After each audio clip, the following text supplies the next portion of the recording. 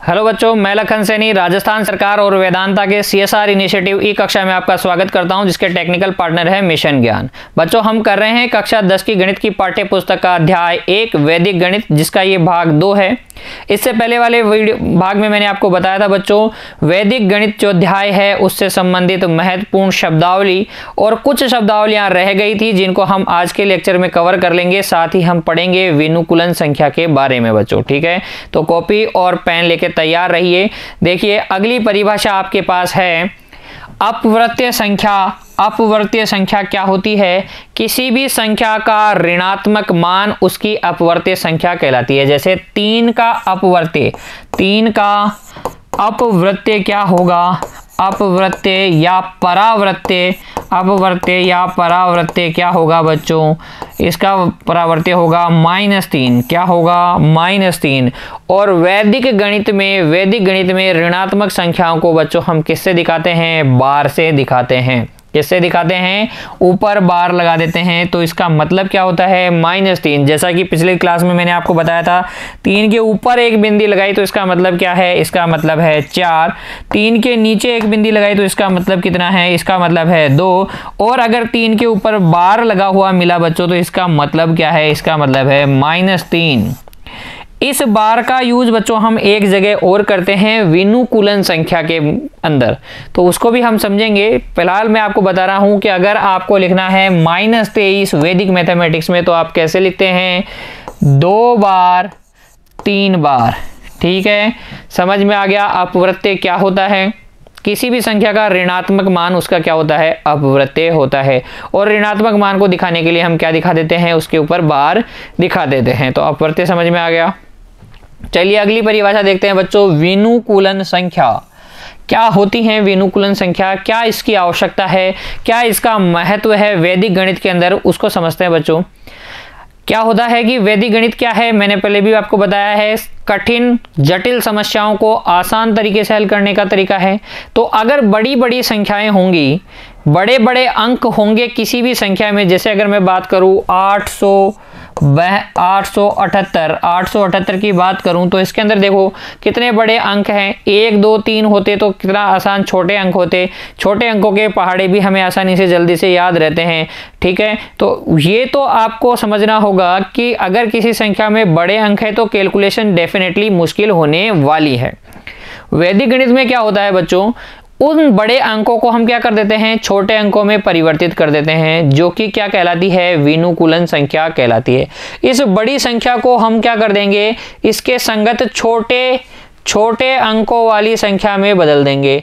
तो जब हम इसको छोटे अंकों वाली संख्या में बदल देंगे और आपको जो संख्या मिलेगी नई परिवर्तित संख्या, उसी संख्या को हम क्या बोलेंगे? मूल संख्या की विनुकूलन संख्या। क्या बोलेंगे? मूल संख्या की विनुकूलन संख्या। क्या होती है विनुकूलन संख्या? वैदिक गणित में जटिल समस्याओं को आसानी से हल करने के लिए बड़े अंकों की संख्या को छोटे अंकों वाली संख्या में बदल देते हैं, और ये परिवर्तित संख्याएं क्या कहलाती हैं? विनुकूलन संख्याएं कहलाती हैं। कैसे बदल देते हैं बच्चों? देखिए, सबसे पहले हम समझते हैं किन को बदलते हैं। पहले ये समझेंगे कि किन को बदलेंगे। यदि किसी संख्या में 5 या 5 से बड़े अंक हैं तो इनको छोटे अंकों में बदलकर विनुकूलन संख्या प्राप्त की जाती है। अगर 5 से बड़े हैं तो ही हम विनुकूलन अंक में बदलेंगे, अदरवाइज हम नहीं बदलेंगे। कैसे बदलेंगे? देखिए, सबसे पहले हम क्या करेंगे? इकाई के अंक को देखेंगे। अगर वो 5 या 5 से बड़ा है तब उसको क्या करेंगे? हम बदलेंगे। और कैसे बदलेंगे? सबसे बड़े अंक को 10 में से घटाएंगे। पहली बार जब आप बदलना चालू करेंगे तो 10 में से घटा देंगे, और जब आप 10 में से घटा देंगे फिर आगे आने वाले संख्याओं को बदलना है तो 9 में से घटाएंगे। तो पहला नियम समझ में आया। बदलना किधर से स्टार्ट करेंगे? इकाई की तरफ से। किसको बदलेंगे? 5 से बड़ा होगा तो ही बदलेंगे, नहीं तो नहीं बदलेंगे। नहीं तो हम बदलेंगे ही नहीं बच्चों, ठीक है। दूसरी बात, जब पहली बार हम किसी अंक को बदलते हैं तो किस में से घटाते हैं? 10 में से। फिर किस में से घटाते हैं? 9 में से। अगर किसी अंक को हमें नहीं बदलना है बच्चों, अगर हमें किसी अंक को बदलना नहीं है तो उससे पहले वाले अंक पर, और इससे पहले वाला अंक बदला गया है तो इस अंक पर हम क्या लगा देते हैं? एकाधिक का चिन्ह लगा देते हैं। जैसे अगर मैं बात करूं 7 8 3 2 95।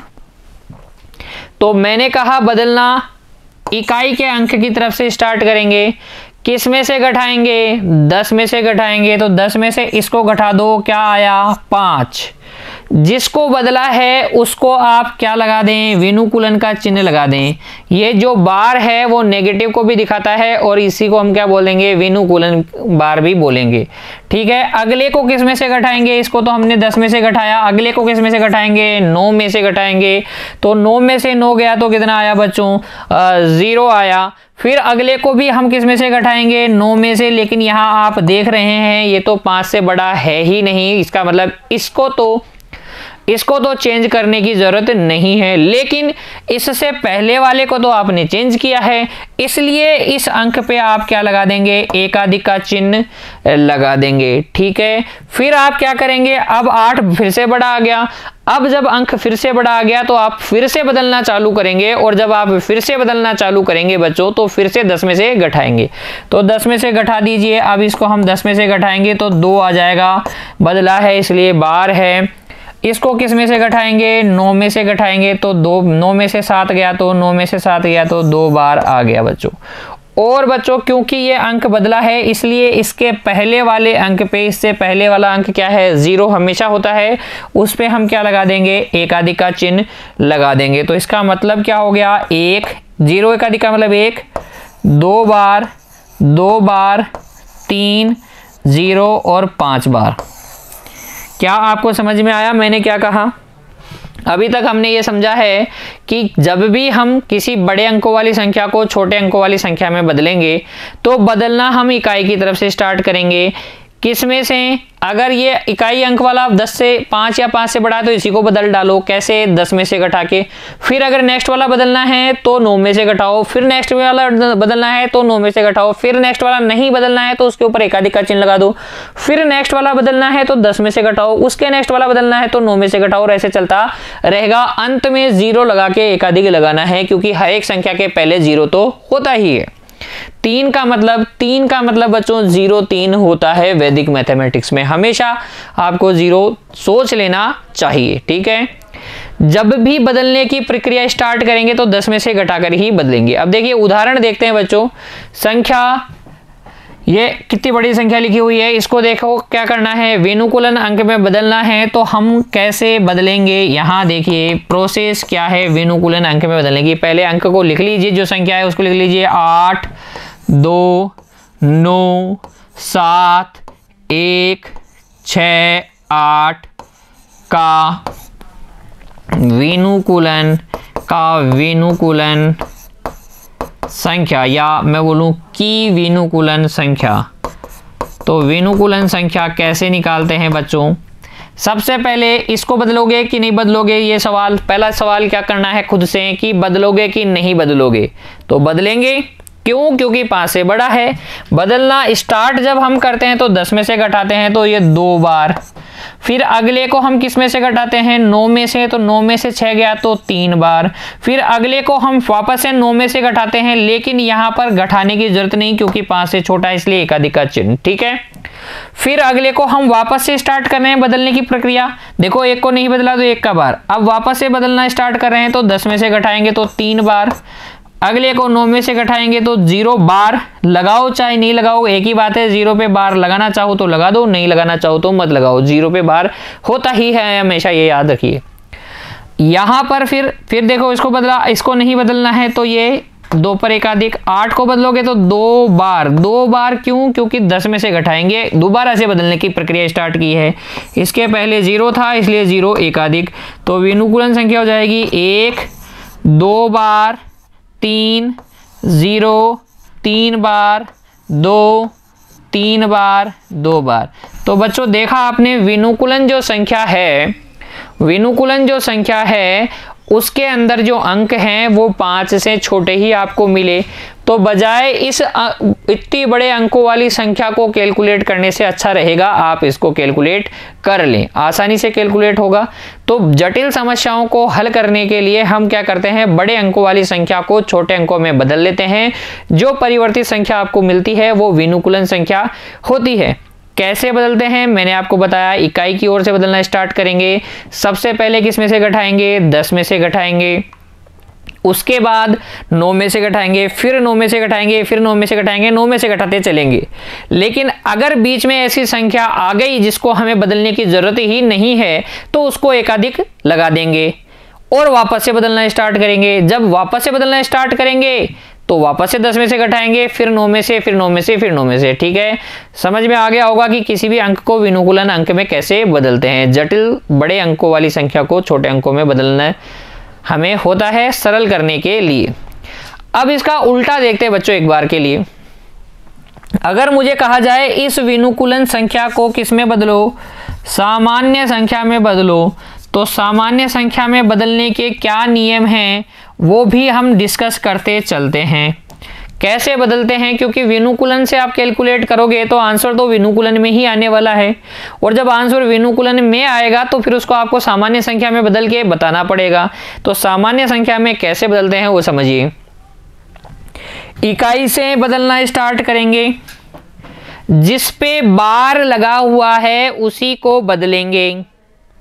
सबसे पहले जिस पे बार लगा हुआ है इकाई की ओर से चलने पर उसको तो 10 में से घटाएंगे और बाकियों को किस में से घटाएंगे, 9 में से घटाएंगे। जिस पर बार नहीं लगा हुआ है उस पे क्या लगा देंगे, एक न्यूनेन का साइन लगा देंगे। किसका साइन लगा देंगे, एक न्यूनेन का। जबकि विनुकूलन में बदला था तब हमने किसका लगाया था, एकाधिकेन का। तो विनुकूलन से जब सामान्य में आएंगे तब एक न्यूनेन का साइन लगाएंगे। कैसे, देखिए 10 में से घटाइए 8 आ जाएगा, फिर किस में से घटाएंगे, 9 में से, 9 में से घटाइए 6 आ जाएगा, फिर किस में से घटाएंगे, 9 में से ही घटाएंगे। लेकिन यहाँ पर तो बार लगा हुआ ही नहीं है, तो जब नहीं लगा हुआ है तो एक न्यूनेन का साइन लगा दीजिए। फिर किस में से घटाएंगे, अब फिर से वापस स्टार्ट करना पड़ेगा घटाना, तो 10 में से घटाएंगे 7। अगले पे बार नहीं लगा हुआ है तो एक न्यूनेन का साइन। फिर इस पे बार नहीं लगा हुआ है तो इसको एज इट इज रखेंगे।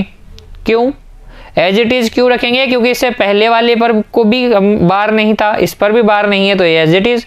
वापस से देखिए 2 पे बार लगा हुआ है तो वापस से घटाइए 10 में से, फिर अगले पे से क्या लगा दीजिए, एक न्यूनेन का साइन। अब देखिए ये हो गया बच्चों 8, 6, 2, एक न्यूनेन का मतलब हो गया 1, ये हो गया 7, और ये क्या है माइनस का 1, तो ये इससे एक कैरी लेगा। 10 में से 1 गया तो कितना बच गया, 9। यहाँ से एक उधर चला गया है तो ये बच गया 2, ये आ गया आपके पास 8 और ये आ गया 0। क्या ये वही संख्या है जिसको हमने बदला था, 8 2 9 7 1 6 8, 8 2 9 7 1 6 8, ठीक है, वही संख्या है। एक और उदाहरण देखते हैं बच्चों। ये आपके पास एक विनुकूलन संख्या है 4 3 बार 0 2 बार। किसी भी विनुकूलन संख्या के स्टार्टिंग में बार नहीं आता है बच्चों, ये भी समझ लीजिए आप, क्योंकि यहाँ पर कभी भी बार आपको स्टार्टिंग में, स्टार्टिंग का मतलब अंतिम अंक में, इकाई से अंतिम अंक में, अगर हम इकाई से गिनना चालू करें, इधर से देखना चालू करें, तो जो अंतिम अंक होगा उस पर कभी भी बार नहीं होगा। क्यों, क्योंकि आपको पता है जब हम विनुकूलन में बदलते हैं तो एकाधिक लगाते हैं, तो एक ज्यादा करने से तो कभी भी नेगेटिव साइन नहीं आता। बदलेंगे सामान्य में कैसे, 10 में से घटाएंगे 8, फिर किस में से घटाते हैं, 9 में से घटाते हैं। क्योंकि मैंने कहा था 0 पे बार लगा भी होता है, नहीं भी लगा, वो मानो तो है, नहीं तो नहीं है। अगर आपने माना है तो 9 में से घटा लीजिए, नहीं माना है तो एक न्यूनेन का साइन लगा लीजिए, ठीक है। फिर 10 में से घटाइए 7, फिर एक न्यूनेन का साइन लगा लीजिए, तो ये हो जाएगा 3 6 9 8। ये 6 कैसे बच्चों, यहाँ एक कैरी देगा तो 10 - 1 10 - 1 9 हो जाएगा, और ये हो जाएगी आपकी सामान्य संख्या।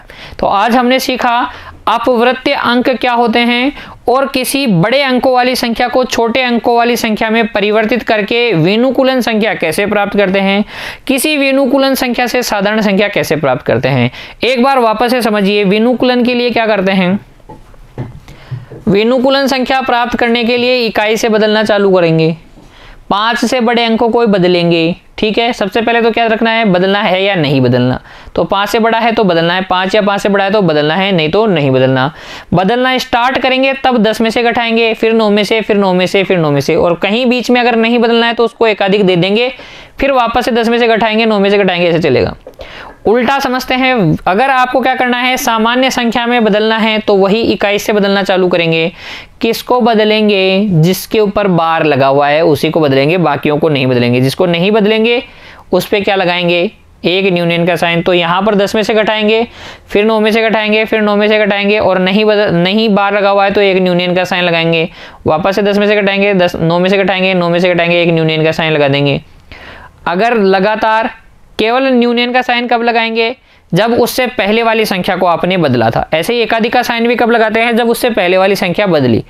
अगर उससे पहले वाली संख्या को नहीं बदला गया है तो फिर उस पर एकाधिक का साइन भी नहीं लगाते और एक न्यूनियन का साइन भी नहीं लगाते। बच्चों क्लियर हो गया होगा, दोनों एग्जाम्पल हमने देखे हैं। और एक्सरसाइज के क्वेश्चंस जब आएंगे तब एक बार फिर से हम देखेंगे, लेकिन आपको समझ में आ जाना चाहिए कि विनुकूलन संख्या क्या होती है, अपवर्त्य संख्या क्या होती है।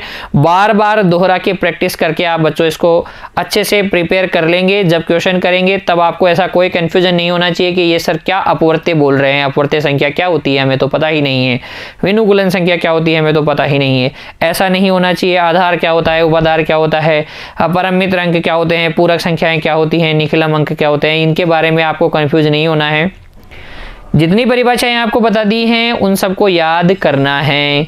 आगे और भी परिभाषाएं आएंगी, उनके लिए भी रेडी रहें बच्चों। जैसे जैसे सवाल आएंगे मैं और भी परिभाषाएं बताऊंगा। ये इंपॉर्टेंट परिभाषाएं थी, आपको लिख लेना है, याद करना है, दोहराना है बच्चों।